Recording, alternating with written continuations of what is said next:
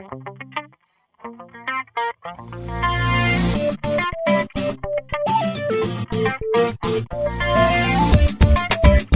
a variety of your Southern Gospel favorites in studio with us right now. Tribute Quartet. We're celebrating the fact that they got one of the top 10 songs of the year as voted by you, our solid gospel listening audience. And we always love it when you weigh in on the songs. You can do that at our website, solidgospel.com. Just go to the music survey section and you'll be well on your way. So you guys have another project that's going to be coming out relatively soon. You're in the studio working on that?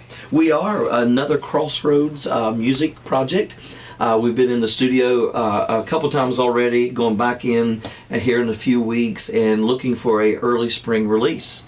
And real excited about it. I got some great songs from some great writers, and looking forward to see what happens. I'm always interested to hear, what is your process in trying to come up with what songs will be on the project? It sounds like you get so many that are just dumped on you, and everybody wants to get your ear when you're doing a new project. How do you whittle that down to a select, what, say 10 or so? Well, 10 or so, absolutely. It's a long process. We listen to songs all year round. I learned this from Miss Elaine Wilburn back in the days of traveling with the Wilburns, that when you get a song, listen to it right then. And but we listen, Greg, to over 500 songs a year to choose 10 or 11 songs for a project.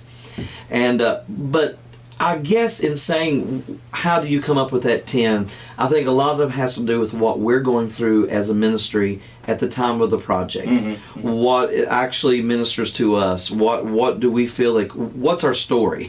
What's our message we want to get out this year with this new project? And that's how we come down to the top 10 or 11 songs for the project. And maybe it's if you can convey the emotion in a way that it hits home with you, it hits home with others. Absolutely, absolutely. All right, well, we're about out of time, but let's give this gentleman here a chance to talk. Riley, step up to the mic. Yes, sir. Tell us about your Southern Gospel background. Where do you come from, and how did you end up with these vagabonds here? Well, I could open a bag, that's for sure, but the bag would be very shallow.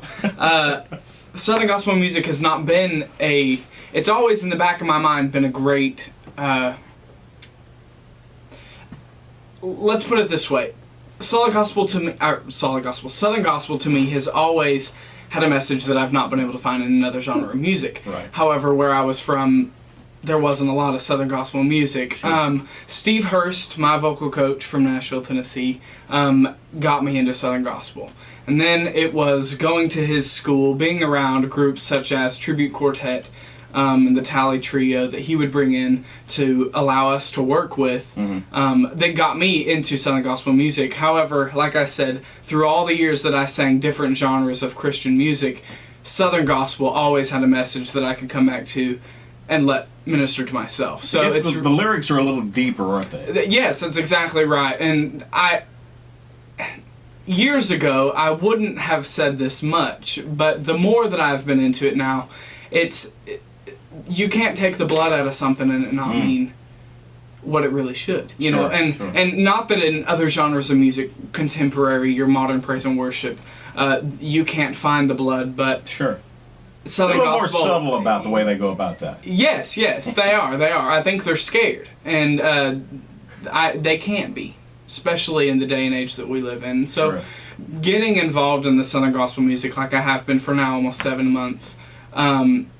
In it, you know, it has been an absolutely phenomenal opportunity for me. God really kicked open a door with Tribute Quartet, and I'm thankful for that. I'm learning, though. I'm learning. Sure. Josh, you haven't said much over there. Well, no, I haven't. Well, tell us, you've had a long journey through Southern Gospel music as well. I know you were with the Wilburns at one point. Yeah, I have. Yeah, well, I joined them in 2001, and March of 2001. This year will actually be 10 years that I've been doing this. Wow. It's been, you know, people have asked me if I've ever had a bout of homesickness, or if if this is something that you're just going to do until you decide what you want to do. You know, when you know that you are where you're supposed to be, you know that's where you're supposed to be. Sure. I've never had a day where I've looked back and said, I wish I was doing something different. I've never had a cynical outlook on what I do. So, oh yeah, I really loved.